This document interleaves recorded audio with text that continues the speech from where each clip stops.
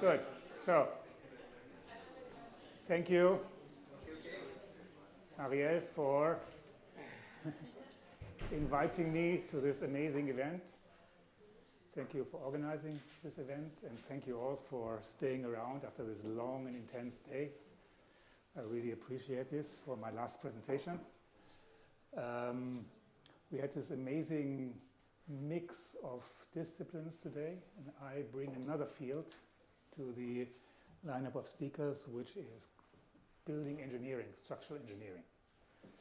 So what we do and what we aim for is to explore the potential of novel design methods, novel fabrication methods for more resource-efficient novel building systems that go beyond the same materials that we use in architecture, steel and concrete, and beyond the same building typologies that we use again and again, either by more resource efficiency, either by targeted anisotropic stiffness, by replacement of, do you have a pointer here somewhere?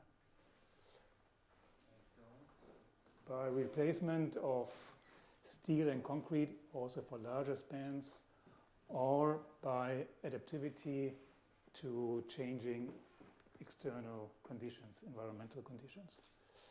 And also we, as we heard a couple of times today, we also refer to systems of nature, not in this kind of naive understanding of a kind of linear and direct transfer from nature to building technology, but more in a way to reflect and reconsider our own way to approach. You must understand that I, as a building engineer, I'm going towards using the same systems, the same materials again and again, because I'm responsible for safety of the building. So we are all happy that this ceiling is not falling down, even though when there's a coffee break on top of it. And this is, I can only ensure this if I rely on proven, established material systems, design methods. On one hand, this is necessary. On the other hand, this somehow limits building engineering to a very limited set of materials, steel and concrete, a very limited set of typologies, columns, slabs, walls. They're used again and again, and limit also progress in our field. And that's why we look at system of natures to be aware of the fact that there's so much beyond this very limited set of typologies that we use for building structures. In my lecture today, in the context of this little event here, I would focus on explaining you what we did on morphing, shape morphing, however you call it, shaping systems, shaping devices in architecture. So I will limit my presentation on these projects that we did in this domain. There's also a kind of personal story behind my interest in kinematic and moving structures. When I was a young engineer, plenty of years ago, one of my first projects that I took full responsibility on was this moving bridge in Kiel, Baltic Sea, complex cable system that has to provide stiffness and stability in all different geometric configurations and on all different loading conditions. Even when the wind is hitting the front plate, the system had to provide stability. So that was 25 years ago. And we installed this little structure in a shipyard next to the construction site. And we tried to move it, and actually nothing worked. Nothing worked. Because there are hundreds of bolts and winches and cables and rolls, and each one has to be in an exact and precise position. And even if only one of these bolts here is not in the right position, the entire system is blocked. Yeah? And it took us literally weeks to make this thing happen and moving. Yeah? And this was a kind of very intense experience for me myself. On one hand, I was lost forever for creative advantage engineering. On the other hand, it was a nightmare, actually, because I had to read every morning in the newspaper what kind of idiot is working on this bridge, why isn't it working, why does it take more time, and why is it not finished. And so right now it's actually there since 1997, and it's going up and down. But the experience made me think, aren't there systems that move also on a scale of architecture without all these kind of 19th century engineering devices, winches, cables, hoists, and so on. And we did then this 10 years later. We did this together with Christina Schienegger and Stefan Rutzinger, who were also teaching here at Bartlett for some years. And I find it a bit embarrassing to show this after all this kind of advanced shaping mechanisms that we see today, because this is really, it's not even low tech, yeah, it's zero tech, I would say. It's just press in 2 fingers and create movement. But I show this because and also, yeah, fabrication was extremely simple, so really basic. But I show this because, to my knowledge, this is until today the first, but also the last structure on a major scale that uses elastic deformation on this scale. I don't know if maybe someone of you has another idea, but I don't know of anyone. So scaling up is an issue, scaling up of these mechanisms to the scale of architecture. So when I then started at university, I thought I have to somehow provide a serious scientific foundation for this work on compliant mechanisms. And where do you see it here? It's, for example, in plant movements. All the mammals, we also have these joints here as my little bridge. And also when you get older, you can feel also that in mammals, the joints are the weak point of our body. But plant movements, they fully rely on elastic deformation. And what it was not mentioned today, I think, we talked a lot about turgor pressure and shrinkage and growth. But what is happening here also is that it's a kind of snap-through effect. Snap-through effect from one positive Gaussian curvature state to another one. And this snap-through is somehow accelerating the speed of the movement. It's also necessary to catch this poor little beetle here that spends the last moment of its lucky life in this plant. So then I teamed up with a group of biologists from Freiburg, Thomas Speck. I don't know if two of you are in this field of biomechanics, and you should know him. And we screened for plants who allowed for transfer to a large scale of architecture. And we thought what we can do is we can replace external actuation by mechanical devices. It's difficult to translate internal actuation on a larger scale, so we decided to have a closer look at this plant here, which is the bird of paradise plant that you can buy here in November, December. It's imported from South Africa, Canary Islands. And the interesting thing is that this plant is not pollinated by a bee or an insect. It's pollinated by this bird. The bird is heavy compared to an insect. It lands on this porch, and when the porch is loaded by this weight of the bird, then this kind of opening mechanism, this flapping mechanism happens. This is our tests that were done by our friends in Freiburg, and we teamed up. We had a look of them at these plants. And what was also very interesting experience for me is the different cultures of science. For the biologists, they sent us these images here, and for them, research was done. Project was published. Let's go move on to the next one. And we as engineers, we always want to have something that we can apply, that we can use for something. So very different understanding of what science is actually. Understanding what is there, or providing knowledge that can be used for technical applications. Different culture of science. And what we have here is a kind of at the end of the day, there was a kind of funding of 1 million euros to arrive at this very simple mechanical system that you can see here. But the interesting part of this is that this, for me, as an engineer, this is what we call torsional buckling. So this is a failure. For me, this is a failure mode. And I was trained all my life to avoid it. So what they did, the biologists, they provided this force displacement diagrams. You can see also here that it's pretty fatigue resistant. It can take many loading cycles.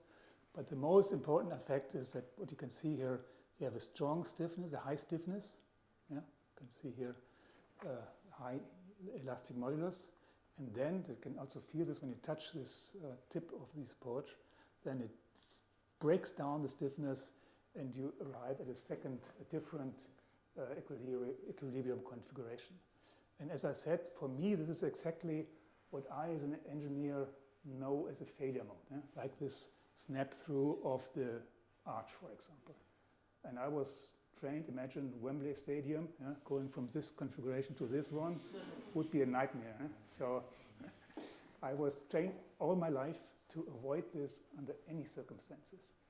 And biology is using this to speed up processes and also to arrive at large deformations with small actuation forces. And I think this is what is about biomimetics, kind of change of perspective, looking at things from a different angle, not a kind of direct linear transfer to technical applications. So we built these prototypes, and this is also an interesting story about research, academic research. As an academic project, this was very successful. We received awards and everything, but as a technical product, it was a failure, actually, more or less. This is a kind of small model. We need very high, yeah, and this was also happening on the larger scale. We need very high forces. We need very high forces to actuate it, and we had stress concentrations broke. It's an interesting story that success in academia is not the same then as success as a kind of product development. Yeah? These are different things. So what we understood, what we learned from building this demonstrator is that we have to move on towards from a kind of uniformly distributed stiffness to kind of concentrated stiffness gradients here. So kind of folding systems that provide folds. And also here we looked for biological examples. What you see here is the Aldrovanda, which is a kind of underwater version of the Venus flytrap. You can see here, this is my friend from Freiburg actuating this plant. This plant is as large as this, 3, 4, 5 millimeters. It's also catching fleas, underwater fleas. But what it doesn't have compared to the Venus flytrap is this change of curvature. Yeah? It does not have this snap-through effect, and that's why we looked for this, because we thought that we cannot transfer the snap-through effect to a kind of technical demonstrator. We did this kind of abstraction step by step to this kind of curved line folding that you all know. Also here, I have this slide here because when you work on an architectural scale, I think one big difference to many of the things that we have seen today is that when you work on a larger scale, that it's not only about changing shape, it's also about providing performance in the intermediate states. Yeah? So what you can see here, the mechanism is applied by wind loads, and there's a kind of complex interaction of the stiffness of the system, of the radius and geometry of the curves, and we wanted to understand this. But we have to look also not only on shape changing, but also on how does the structure perform in the intermediate stages. Does it provide enough stiffness and strength? This is important, an important aspect when you talk about applications on an architectural scale. So here we had this kind of pretty straightforward laminate, one continuous glass fiber mats, and then 2 mats here and more mats here. So but only one is crossing the fold, and then we had also foils on top of that. We also saw a similar image. I think it was Mark who showed this. I don't know. So what is fascinating is that the fabrication is very simple, flat table, no mold, yeah? Just kind of stacking of different layers. Then you put it in the oven, in a press for a couple of hours, and then you're finished. Yeah? And we did this in the museum in Stuttgart. We installed it there. It was an exhibition, 6 months.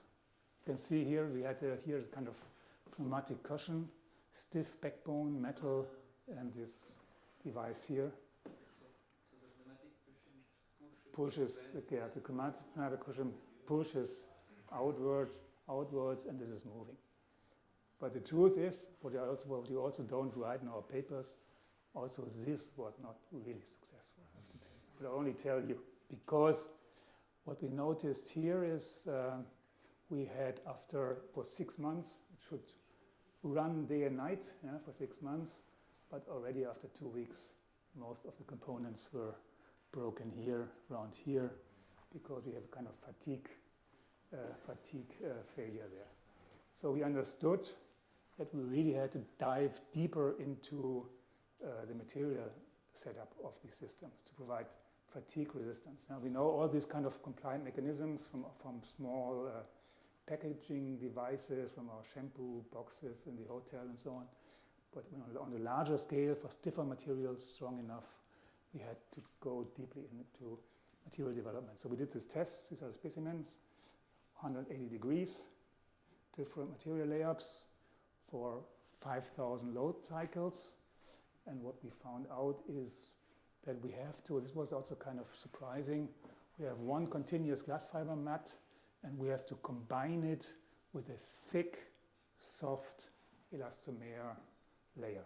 By this, you raise the structural height here, and you even out the very high stress gradients that you have in a fold. Yeah? And this led us to kind of more fatigue-resistant systems. Next step was then the integration of these pneumatic cushions in the laminate. Here it was external, pressing against the stiff backbone, bending the laminate, and by this providing stiffness. And then the next step is the integration of these devices in the laminate that you can see here. It's the basic idea is to have a stiff side and a softer side, and of course the soft side deforms, and by this you get this kind of movement here. And also for this you can find examples in nature. What you have here is the unfolding of the wings. The wings are protected, real wings are protected by these hind wings against mechanical impact and loading. And when the beetle wants to fly, he has to unfold his wings. And he's doing this by these veins that he has here, and by inducing pneumatic pressure in these wings. This unfolds the wings. And what is very interesting is, you can see here, we did this computer graphs. They also have this stiff and brittle, this red one, sclerotized layers. So the wing itself is brittle, and they combine it also with a thick, elastic and soft layer here. It's the blue one, to achieve fatigue resistance in these wings. So kind of similar effect that we detected by doing hundreds of technical samples here. There are these patterns here that you can see and you can detect. There's a lot of literature on this. You can detect certain patterns of these folds, top folds, bottom folds, or valley folds and mountain folds. Always 4 patterns, 4 folds meeting in one point, a kind of origami pattern.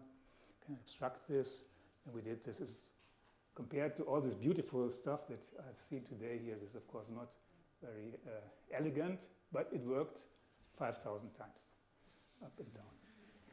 And now we have this we had the first opportunity just recently to install this in a kind of real life condition, which is a kind of greenhouse in Freiburg.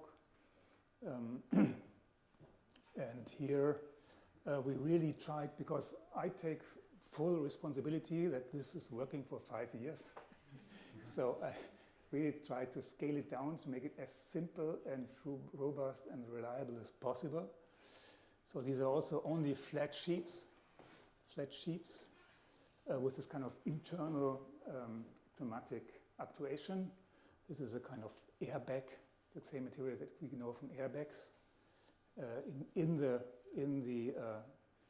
in the laminate. So the airbag is covered by this nylon foils to provide that it is kind of going to take into that is bonded to the glass fiber mats. And we have this glass fiber mats in the outer TPU foil to protect the entire system against UV radiation and protect them against weather. And this was just recently, just a few weeks ago, the first batch of components. So we have here several batches, and we step by step want to adapt them, improve them. The next batch will then cover PV cells to gain the energy that is needed to actuate them. You can see here wind blowing, and the whole system is there fully exposed to outdoor climate conditions and supposed to last for a couple of years. Ariel asked me to put in this slide. She wanted to see it, so I had to skip the coffee break to look for the building, for the site, because of course the next step is now to somehow look at the materials itself, to replace the glass fiber. Glass fiber is not an issue, but the resins and the foils by bio-based materials, that will be the next step to transfer the experience that we have with load-bearing biostructures to this kind of moving systems. I think we have this kind of ongoing discussion that all our students enjoy a lot in Stuttgart between active movement and passive hygroscopic movement. This kind of debate that Achim and me are having in Stuttgart, and our students enjoy this a lot. So it's like bad cop, good cop game that we are playing. I'm the bad boy because I want to have a system where I can press the button as a user, and I want to decide myself if the sun shading is open or closed. And Achim wants to have a sun shading that closes when it's rain, even when the sun is not there. He wants to close it because it reacts automatically to the outdoor weather condition. So you can see the wonderful exhibit here in the exhibition by Tiffany and Akin from Achim's group. You can see it. But there's one field where we somehow agree that this kind of hygroscopic shaping might make sense also on a larger scale of building structures. And then when you use it, it's when you use it to create curved CLT boards. Yeah? You can also order curved CLT boards, but then you have a lot of mechanical pressure to press them into this curved mold. And what is really elegant here is we have this bilayer, active layer, wet or high moisture content, a passive restricting layer. Then in the drying process, it changes shape, geometry, and then we add this locking layer. And by this, it is transferred to a kind of symmetric configuration. And now when it's raining, when the moisture content is changing, this does not lead to any kind of geometric changes. So that's locked by this additional layer in a specific geometric configuration. We use this for our little tower, which pretends to be a tower, but is not a tower actually, because you cannot walk up. We'll be doing another one now, a larger one. The geometry consists of single curved panels, which are cut out of larger single curved components. You can see it here. And these larger boards, curved boards, are produced by this shaping process. So we have two bilayers. You can see this on top, two bilayers, and they are laminated, and then we add another layer, locking layer, to transform it into a kind of symmetric configuration that is stable against humidity changes. Yeah, that's the trick here. Yeah, again, what I explained earlier, active, passive, two of them, then locked. And by this, we produce these curved components. What is also important from a structural perspective is how is the orientation of the fibers. You know that timber provides different structural properties in different directions. And here you can see, if you have a closer look, that the fibers are oriented to the main stress lines. And what is and here I would say that we use this curvature also from a structural perspective on different layers and different levels. One, of course, is curved and shaved hygroscopic shape with a wider bottom, smaller top. But also this local curvature of this curved component acts as a kind of corrugated sheet effect that's different. The tube. Go ahead. The locking layer is applied to the wet wood? After shaping, or when it's dried out, when it's dried. When it receives a kind of equilibrium stage. But in order to lock it, it has to be wet or it's dry. It's dry. It's very thin. It's very thin. It's only the same thickness as this one, which is, in the case of the tower, 10 millimeters, and it's just bent into that shape.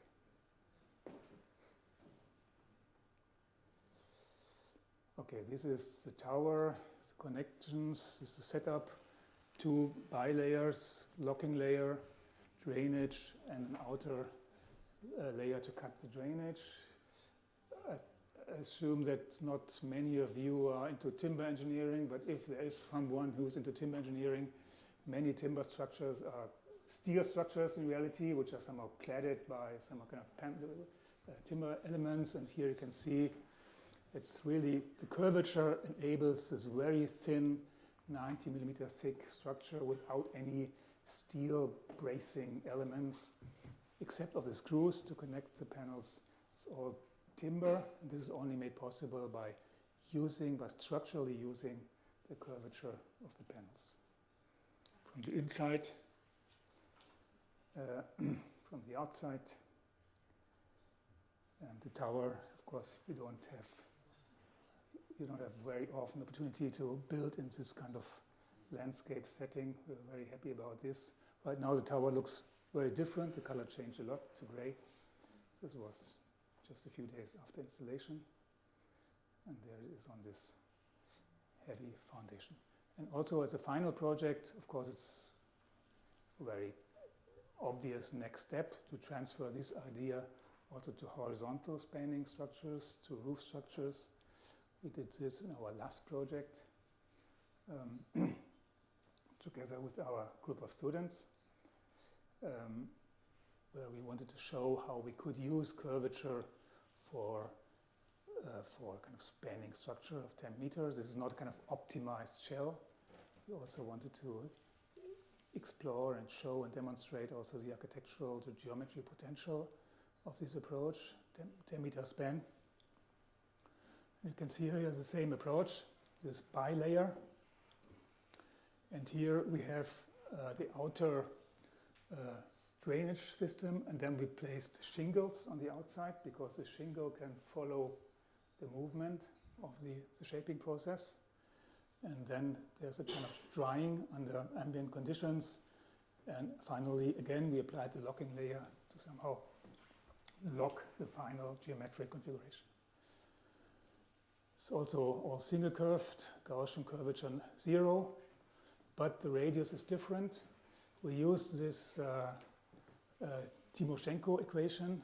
This was an Ukrainian scientist from the early 20th century who first developed the model to describe the behavior of bilayers, B-layers. And you can see here that there are certain geometric parameters, but also material parameters that you can target by adjusting the orientation of the fibers. Yeah?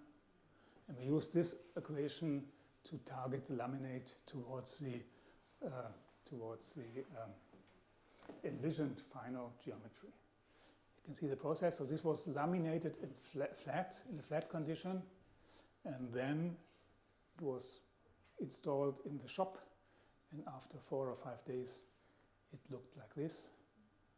Laminate, you can see here our associates laminating the plates with different moisture content, milling out the panels. They were all packed in a kind of foil that they don't lose the moisture, and then were transported in the flat configuration to the final site, and then in the final on the final site, we took off this plate, and within 4 or 5 days, it changed the geometry to this state. You can see here how it is, and I think as a final, I have also the video, which also includes, should include the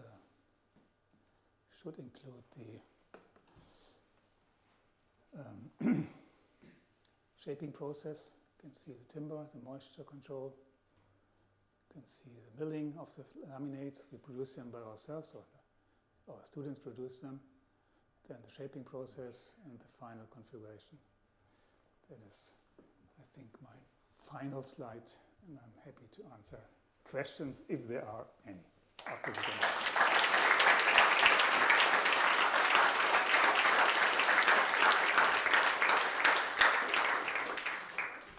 Questions? So first a comment, thanks for your talk and the mission. Of course, I want to acknowledge also your team's contribution to our bamboo pavilion, which is absolutely stellar. We got professional advice on the structural properties of our structure. My question is about the panels. You mentioned that you prefer having a button, to be able to actuate it. But did you look into things like, let's say, solar harvesting, where you might just want to follow the sun, and there's a clear sort of, actuation sequence that you would like to have based on how the sun moves? This was an idea that we had, and we will also install. I think one of the main advantages of these systems is that they provide a stiff and strong substrate to apply whatever you like. Also light guiding elements, heat collectors, but also PV cells. And we will, in the next batch of components, we will apply PV cells to produce the energy that is needed to actuate them. When I talked to experts on this, Thomas Auer from Transolar, for example, and he said that all the effort that you do, because the PV cells are so cheap, they're so incredibly cheap. So all the effort that you do to follow the sun is not balanced by the additional energy gain that you get. So that's why we do not follow this idea of tracking the sun with PV cells, but we follow the idea of applying PV cells to be independent of kind of external energy supply. Very curious about the greenhouse design idea. So it's about blocking the sun and expose the solar cell during the day, or what's the? This is actually, I didn't mention this because this is the office building of my friend Thomas Speck in Freiburg. It was built in the 90s. 100% glazed facade without any shading device. This is absolutely crazy. And we are applying now for the first time after he has so many complaints from his team members, team staff. We're applying now for the first time kind of external shading device. But I find it from today's perspective, when we talk constantly about climate change and energy savings, absolutely crazy that in the 90s, where they also knew about all these things already, built a house without any shading. That's crazy. This was a wonderful talk. It's so amazing to see these concepts applied at such a large scale. I have to apologize for my very granular question. But for the tower, how did you ensure that the screws were going at the proper, precise angle at each spot? I mean, the holes are pre-drilled. The holes are pre-drilled in the shop, so that you know where to put the screws. I wanted to ask you about this beautiful first structure that you showed that opens with this. We don't see any other example. You said you repeat the same solution again and again. Is it because it's too innovative, or is it because it would look like this beautiful building? Why is it not used more? I mean, this is also a very interesting question. You could start a large discussion about how we deal with innovation in the building sector. I mean, I'm German, and in Germany, it's kind of risk mitigation, that is top priority in Germany. So avoid any kind of technical risk, avoid any kind of financial risk, avoid also any kind of aesthetic risk. That's kind of top priority in Germany. And it's kind of very important discussion. I think it's not by accident that this was built in Asia and not in Europe. Yes. In Europe, you can build, when you want to build a kindergarten in Germany, you have to show that you already did 10 before you get the 11th one. That's really a problem also for younger architects, younger engineers, and also for innovation in the building sector. So we have many companies in Germany who are advanced in terms of technology and products, but they sell it elsewhere, but not in Europe. In the example you showed, the hinge was the weak point, and you optimized it, but still it was a passive hinge, but it is being distorted away from its optimal configuration. Now, what Lini showed, she showed us a hinge which actively wants to bend. So, does the engineering community investigate the fatigue properties of these two types of hinges? I think I have this, I showed this kind of integrated, I missed to mention this in my talk. I showed this mechanism here with the pneumatic actuator. So in the flat configuration, it's without internal stress. Then you apply the pneumatic pressure and bend it, and then you just release the pressure. You don't need a force to pull it back, because this one is bent, the stiff part is bent, and it also wants to release in a kind of flat configuration again.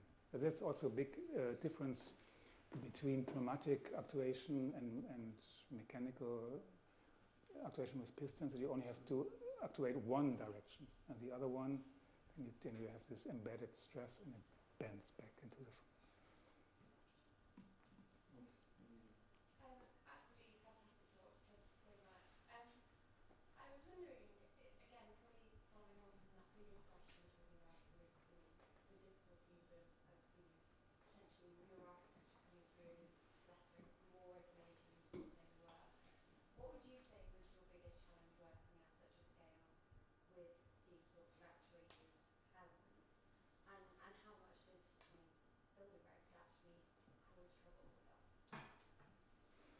So for these kind of moving devices, I think the biggest challenge is reliability, also fatigue resistance. It should work under external loading conditions, wind, sun, rain, temperature for, I would say, at least 10 years. And I think that's actually the biggest challenge, I would say. Durability in that sense, if you want to sell it as a product. Yes, last question. Maybe linked to this question, how do you actually test for durability? Because not being in the field, I would imagine it very, very difficult to test something for 10 years before getting. Yeah, we do this 5,000 life cycles. You can see here on this slide. What I also forgot to mention is that when you do the first cycles, the material is still brittle.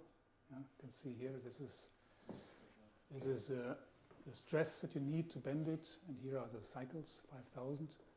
And you can see for the first cycles, you need a higher force to bend it, and then it somehow, probably it's kind of micro fraction. And then at a certain point, it reaches, when you have the right configuration, it reaches a kind of almost horizontal curve. And for others, just went down before. And we defined 5,000 as something that doesn't last forever, but at least for a kind of certain